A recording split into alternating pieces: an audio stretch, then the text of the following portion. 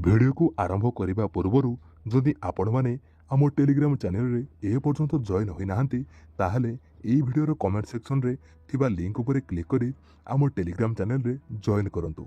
आपण माने टेलीग्राम रे किछि एमिति जिनिस देखिबाकू पाइबे जहाँकि मु यूट्यूब रे आपण मानकू कहि पारुनी।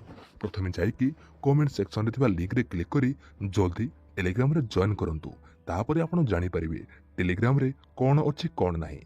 चलंतु आउ डेरी न करी वीडियो को आरंभ करिबा। मो ना राहुल, बयस 23 वर्ष। मु बीए परीक्षा दे गाँव रे रहुथिली। गाँव रे मो बापा बो रहुथिले। बापांकर बयस 50 वर्ष। आमर एक स्वच्छल परिवार, बहुत गुड़ाए जमीबाड़ी अच्छी।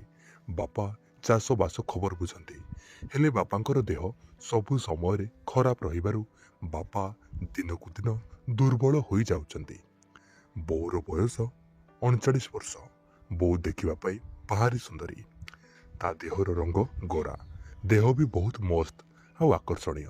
बोर बड़ बड़ उच्चा दूध दुईटा ता कपड़ा बाहर को बाहरी पड़िला बड़ी लगे। ता दूध एते बड़ जे कपड़ा भितर पूरा रही पारे। बो घरर सबु काम करे, सेथिपाई ता देह बहुत बलिष्ठ आ सुंदर मध्य। आज को 6 मास तले दिने हठात मो मामू को बड़ पुअर मृत्यु हो जिबार खबर आसिकी पहुंचला। सेथिपाई आम 3 जन को सेठाकू जिबाकू पड़िला। आमे 3 जन मामू घरे पहुंचिलु। बापांकर देह भल नथिला, सेथिपाई बापा ओ मु अंतिम संस्कार सरिबा परे घर को फेरी आसिलो। बो सेठारे किछि दिन पाई रहिला। बो सेठारे पूरा गोटिए मास रहिबा परे घर को फेरी आसिला। बो फेरी आसिबा परे घरर सबु काम नॉर्मल होई गला। किछि दिन परे दिने बो मते ता रूम को डाकिला। एणु तेणु किछि कथा हेबा परे कहिला, राहुल तो सहित मोर किछि व्यक्तिगत कथा हेबार अछि। मो कहिले कहूनु कौन कहबार अछि जे? बो टिकिए इतस्तत होई मते कहिला, राहुल मु तते केमिति कहिबी जानि पारुनी। तते से कथा कहिबा पाई भी मते लाज लागुछि। मो कहली, बो मु तो पुओ, मते कहिबा पाई तू एते लाज कौन करुछु? बो कहिला, तू मो देह छुई कह, मु तते जहा कहिबी सेया तू काहारी आगरे कहिबु नाही। मो कहिले, ठीक अछि, मु तो देह छुई कहूछि, मु काहाकू भी कहिबी नाही। मो कहिले, ठीक अछि बो, मु तो देह छुई कहूछि। बापा सेतेबेले घरे नथिले, तांको पाई औषध आनिबाकू सहर को जाइथिले। बो कहिला, राहुल मोर गोटे असुविधा होइछि, तो आगरे केमिति कहिबी? मो कहिले, तू चिंता करनी बो, तोर की असुविधा होइछि तू मते कह। बो लाजे जाइकी कहिला, 2 मास हेबो मोर मासिकिया हेउनी। यह शुणी मु घाबरे गली। बो मो सहित ए कथा केमिति होई पारुछि मु बुझी पारलिनी। मु एबे बड़ होई गलिनी। ए विषय मु सब कथा जानिलिनी। मोर भी ए जिनिस रे बहुत रुचि रहिछि। मु बो कथा शुणी कहली, बो एहा पाई मु कोन करि परिबी? बो कहिला, मते लागुछि जे मु प्रेग्नेंट होई जाइछि, सेथिपाई तते शहर को जाई मो पाई बोस औषध आनिबाकू हेबो। मो कहिली, तू बाबा को कहूनु से नहीं आसिबे। बो कहिला, नाही धन, तो बापा को मु गर्भवती हेबा कथा कहि परिबिनी। तो बापा को सहित संपर्क रखिबार 2 वर्ष हेबो मोर बंद हेलानी। आउ से जदि जानिबे मु गर्भवती होइछि ताहेले से मते घरु बाहर करदेबे। बो कथा शुणी मते बहुत आघात लागिला। मु किछि कहि पालिनी। बो मोर गोड़ तले पड़ीगला। मु ताको उठेइली एवं ताको सबु कथा कहिबाको कहिली। बो ठारु जानिली जे से मामू घर को जाइथिबा समय मामूंकर सान पुओ, तार बयस 25 वर्ष, से बो को जबरदस्ती गेहिथिला। केवल थरे नुहे, लगातार 3 राति से बो को गेहिथिला। बो लाजरे से कथा काहारे को कहि पार नथिला।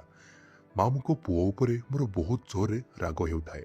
बो कहिला, धन तू एबे किछि करनी, किछि कले अन्य माने जानिबे, मोर बहुत बदनाम हेबो, मु काहारी की मुह देखई पारिबिनी। से दिन रातिरे मु मोटे सोई पारलिनी। सकाळे उठी बो पाई औषध आनिबाकू सहर को गली। औषध खाइबार गोटिए दिन परे बोर पीरियड पुणी आरंभ हो गला। बो मो उपरे बहुत खुशी होई मते बहुत धन्यवाद कहिला। या भितरे किछि दिन बीतीगला। दिने मो रूम रे कंप्यूटर पाखरे बसिथिली। बो मो रूम को झाड़ू करबाकू आसिला। बो नई पड़ी झाड़ू करबा बेलकू ब्लाउज भितरे ओहली पड़ीथिबा ବୋଉର ବଡ଼ ବଡ଼ ଦୁଧ ଦୁଇଟା ମୋ ଆଖିରେ ପଡ଼ିଲା। ବୋଉର ଦୁଧକୁ ଦେଖି ମୋ ମନ ପୁରା ବିଚଳିତ ହୋଇ ଉଠିଲା। ମୋ ବାଣ୍ଡ ଟିଙ୍ଗେଇକି ଛିଡ଼ା ହୋଇଗଲା। ବୋଉ ଝାଡ଼ୁ କରି ସାରି ଚାଲିଗଲା। ମୁଁ ଉଠି ଗାଧୁଆ ଘରକୁ ଯାଇ ବୋଉର ଦୁଧ କଥା ମନେ ପକାଇ ମୁଠି ମାରିଲି। ବୀର୍ଯ୍ୟ ବାହାରିଗଲା ପରେ ମୋତେ ବହୁତ ଶାନ୍ତି ଲାଗିଲା। ସେଦିନଠାରୁ ବୋଉ ପ୍ରତି ମୋର ମନୋଭାବ ବଦଳିଗଲା। ବୋଉ ପ୍ରତି ମୋର ଯୌନ ଆକର୍ଷଣ ବଢ଼ିବାକୁ ଲାଗିଲା। କମ୍ପ୍ୟୁଟରରେ ୟୁଟ୍ୟୁବରୁ ମା ପୁଅଙ୍କର କାହାଣୀ ଶୁଣିବା ପରେ ମୋ ବୋଉକୁ ଗେଇବା ପାଇଁ ମୋର ଭାରି ଇଚ୍ଛା ହେଲା। ଦିନେ ମୁଁ ସାହସ କରି ରାତି 11ଟା ସମୟରେ ବୋଉ ରୁମ୍କୁ ଗଲି। ବୋଉ ମୋତେ ଦେଖିକି ଉଠିଲା ଏବଂ ପଚାରିଲା, ରାହୁଲ, ମୋ ପାଖରେ କ'ଣ କାମ ଅଛି କି? ମୁଁ କହିଲି, ବୋଉ, ମୋର ତୋ ସହିତ ଟିକେ କଥା ଅଛି।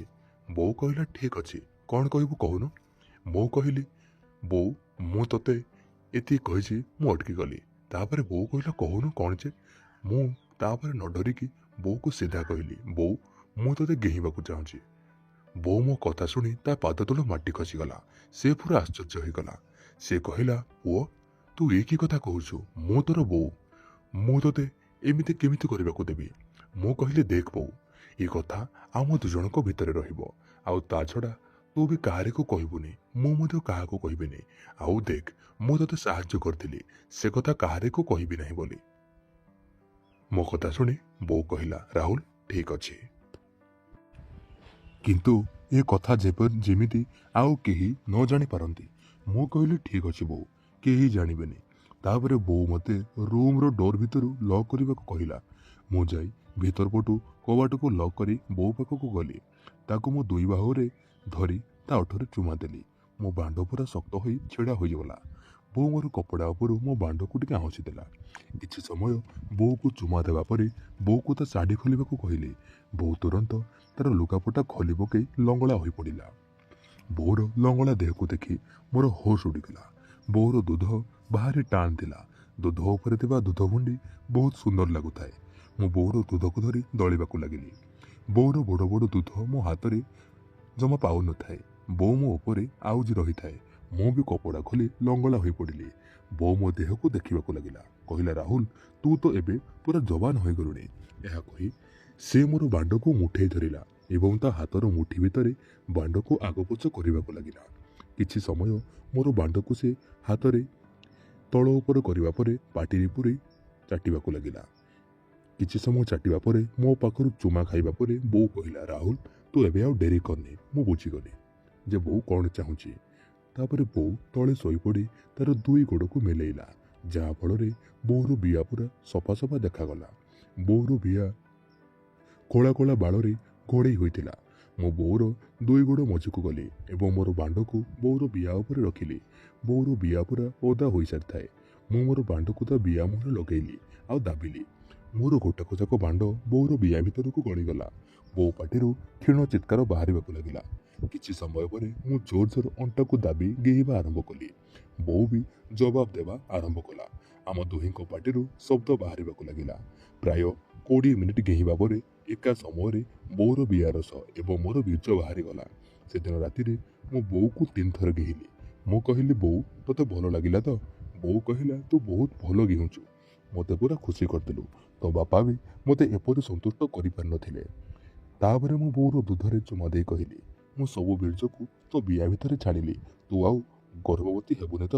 ବୋଉ କହିଲା, ଅନ୍ଧ ଥରେ ବାଡ଼ି ହଜାଏ, ତୁ ଚିନ୍ତା କରନି, ମୁଁ କପରଟି ନେଇଛି। ତା ପରଠାରୁ ବୋଉ ମୁଁ ସବୁଦିନ ଗେହାଁ ଗେହିଁ ହେଉଛୁ।